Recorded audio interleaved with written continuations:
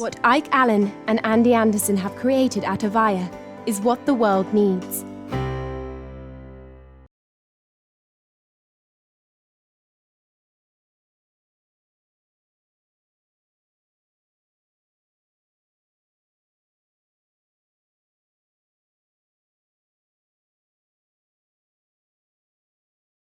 Hello, AVAIYA family. I'm Andy Anderson. My partner, Ike Allen, and I are teachers, mentors, and the co-owners of AVAIYA University. AVAIYA is the creator of over 1,000 books, films, courses, teachings, and other supportive resources. Thank you, as always, for joining us. Our fellow teacher, Deborah Fairfull, is with us today to talk about how to create bliss every day. Deborah is the founder of Bliss Spot and is committed to the ongoing improvement of the world we live in and believes in the power of each individual. Her simple, succinct, and practical approach to raising awareness allows people to connect to true peace and happiness regardless of external events. Deborah is driven by the capacity to synchronize the mind, body, and spirit, and firmly believes that people have the ability to live a life of freedom beyond stress, worry, and struggle. Welcome to AVAIYA, Deborah. Thank you, Andy. It's so lovely to be here. Yeah, so lovely to have you here. And I would love it if we just start off with a little bit of background on what you do and how you got into it before we dive into our topic today. Okay, well, interestingly, I got into this work almost by accident. I feel like it found me. I've always been a passionate entrepreneur. So I started my first design business when I was 24 years old. And then I sold that after 10 years and I started up a healthy fast food business. It was back in the early days before superfoods and everything was popular. And in Australia, we had Hay House was bringing, it was such a fantastic opportunity. All the great metaphysical masters of the time, Deepak Chopra, Wayne Dyer. I didn't even know what metaphysical mastery was at all. I was going for my second business to find out more about Ayurvedic medicine from Deepak Chopra because he was speaking. And anyway, when I got to that seminar, I just totally felt like I was home. Like I actually had a massive spiritual awakening. I knew that one day I'd be doing this work because I just loved it. And then I was lucky enough, so fortunate to go to Peru with Wayne Dyer and his family on a spiritual tour, which was absolutely incredible with Lynn Wiggins led that tour. It was so beautiful. And then I also went to the Caribbean with that group of people as well, which was amazing. So anyway, fast forwarding, I decided to start up Bliss Spot because I love sharing ideas that make people's lives easier. And I know that when we're struggling or stressed, which can be a natural part of life, we're given challenges and things to help us to grow and expand our awareness and our consciousness and connect in, I believe, more loving and kind ways. But I knew it was more than just me. It was about having a community, bringing a community of people together to share ideas who also had that passion to make life easier in their particular area of expertise, whether it be sleep or mindfulness or relationships, all the different wonderful topics that we can explore to help us on our journey. So yeah, that's a little bit about my background. Wonderful. Well, thank you. I appreciate you sharing a little bit about that and all those amazing people that you got to hang out with, and big fans of all of them as well. So we're talking today about bliss, right? We're talking about how it's possible to create bliss every day. And yet we're also talking about really challenging topics like being betrayed and feeling deceived and all of that. So how is it possible to create the bliss every day when you feel betrayed and deceived? Well, this is a topic very close to my own heart. I have been betrayed quite badly a couple of times in my life by people extremely close to me. And I just think there's nothing worse, those emotions that you go through, the absolute deep hurt, the shock. Oh my goodness, it almost brings tears to my eyes just thinking about those times. But I learned a lot, and I probably couldn't even be here talking about it today had I not had that experience, those experiences myself. So actually, I'm grateful for them now because I think they helped me to, they've molded me, they've helped me to grow.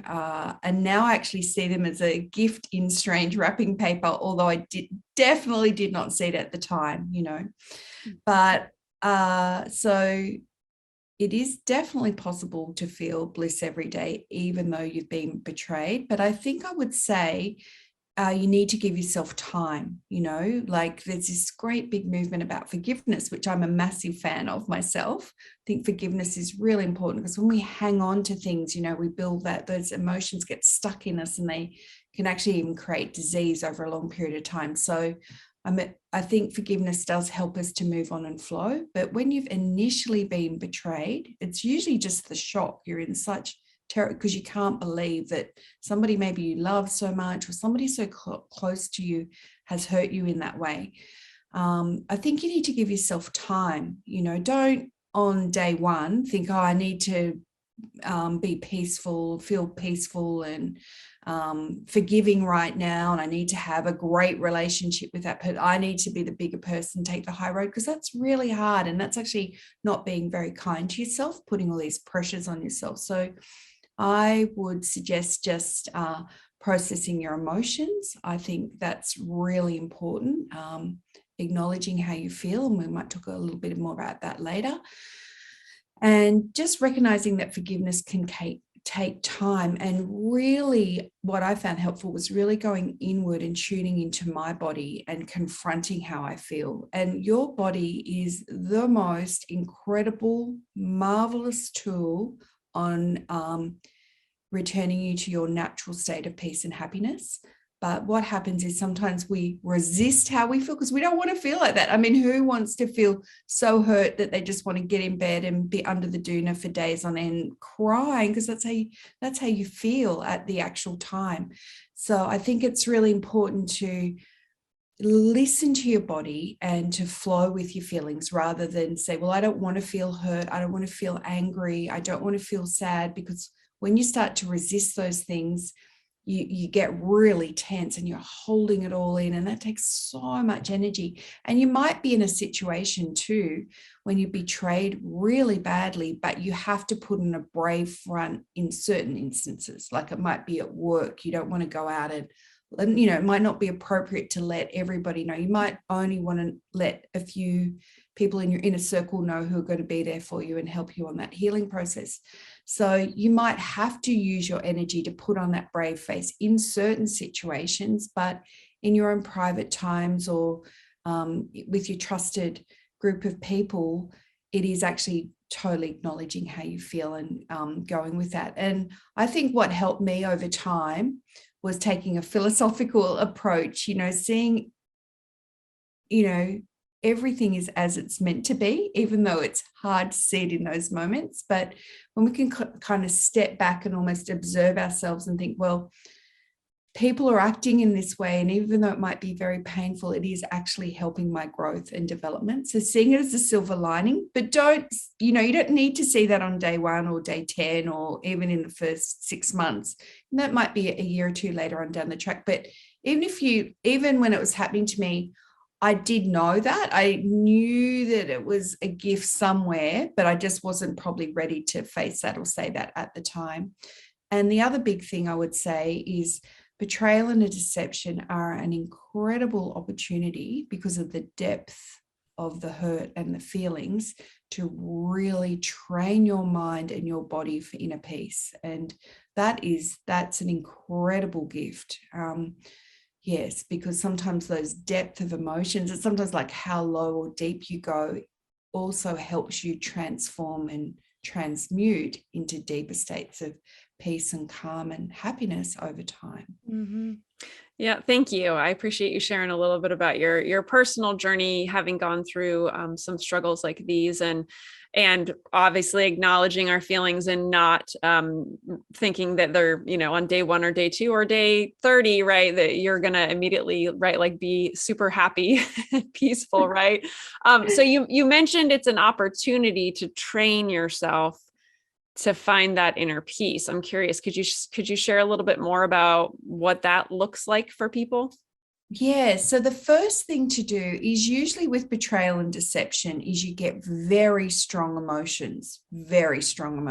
And often too, I believe, I've got a background as a kinesiologist. So with that type of training, as in lots of other different therapies and modalities, often if you have very deep emotions, there's the presenting event. So the present day event of somebody that may have hurt you or betrayed you, but it could be also an opportunity to heal unresolved traumas from the past, if that makes sense. That even things that we've repressed or we weren't ready to face, or we didn't even have the support to face when we were little. So we've had a big trauma, which many, many people have in the past, but we didn't have the opportunity to heal it. Your body will just hold on to it till the right time. So then when you're older, you've got more support or the timing's right, the body at the perfect time will bring up that event with the present day event for you to heal it. So it can sort of mean you're dealing with the present day event, but your reaction might even be disproportionate or bigger than what's going on with that event, because it's also healing the past. But after you've gone through that, you feel incredible because you've offloaded all the stuff from the past. You're dealing with the present and being a new person in the present, the person you want to be. And that's a wonderful gift to take you forward. But to deal with strong emotions, there's definitely a process to that. Like, it's very common, I think, not so much now, but say maybe 20 or 30 years ago, people didn't really like to talk about emotions, and men were in fact trained, like, keep a stiff upper lip, don't cry. Even with anger, don't be angry. Right. But sometimes if somebody's really hurt us, it's normal to feel really angry. It's so normal to feel that way. But then obviously you'd probably ideally like to have a choice about the way that you express that anger. It's all in feeling the emotions and then having a choice around the expression of them. So I believe when you've been betrayed or deceived, it's a little bit like when somebody dies, because you go through those emotions. Initially, there's the shock, and then there might be the anger. How could they do this to you? And then there's the sadness, like deep, deep sadness. And then there's the hurt. Underneath sadness is often all this hurt. That's very painful to feel, generally speaking. And then your body will take you back to your inner calm. And a lot of healing's been done through all of that process. And so it's really just acknowledging those feelings. So at first, I know when I'm betrayed, I just don't feel anything. It's like I think, oh, that's all right. I've actually even handled that quite well.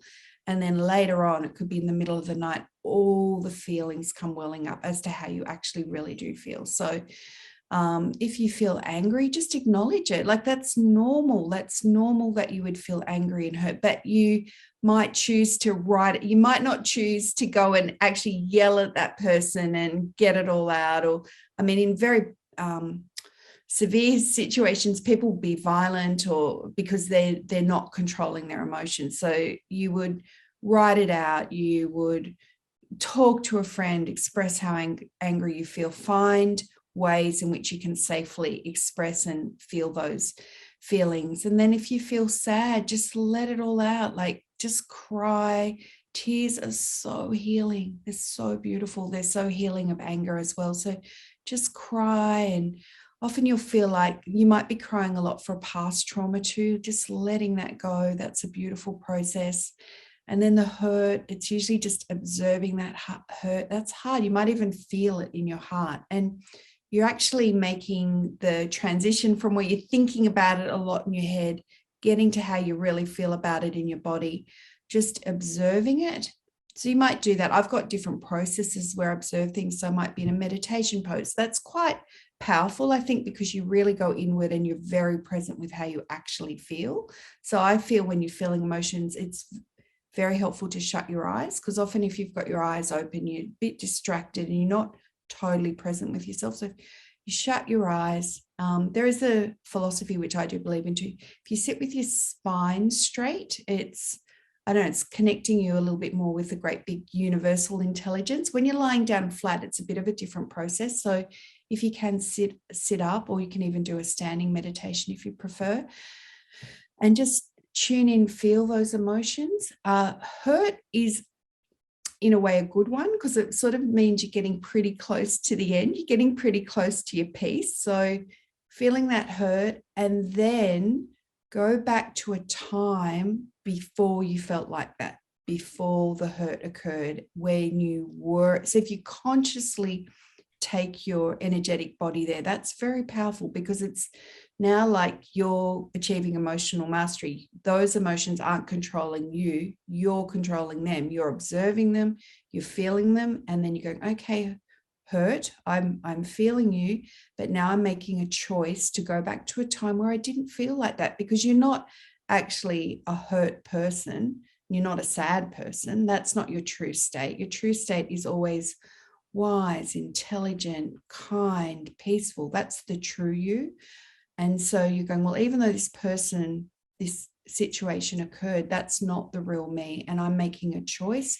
I felt those emotions, and now I'm moving forward to the person who I really am. And then you can step forward back into your life in that way. But it might take time, but yeah, it's a journey. And I guess because it does take time, that is encouraging your patience, that it's developing your quality of patience too, because often we'll want things in our time, but the universe is wise and it will take you on the journey in the right time for you. And it's just having trust and faith in that as well. Thank you. Yeah, beautiful example. And I like how you brought it to, right, obviously allowing yourself to feel all of these different emotions, and then also, right, training yourself to then think of a time where you did feel peaceful, you did feel bliss. And I love that. I think that's so important. I'm curious too, right? What if people are going through the healing process and their mind just keeps going back to that hurt. It keeps going back to that betrayal. It really like re-traumatizes them in many ways. What do you think someone should do if that keeps happening? Yes, that's a very good point, because that did happen to me, because I'd be doing my processes, I'd feel good, I'd be in the moment, and then the mind can take over, because the mind is very powerful. That's why it's such a gift to teach you to train your mind to have a sense of equanimity in all situations where you don't respond. So it's an opportunity to don't react. So it's an opportunity to train yourself for that. But what I found, like I say, betrayal is probably the worst thing I've ever experienced in my life. That was very, very difficult for me.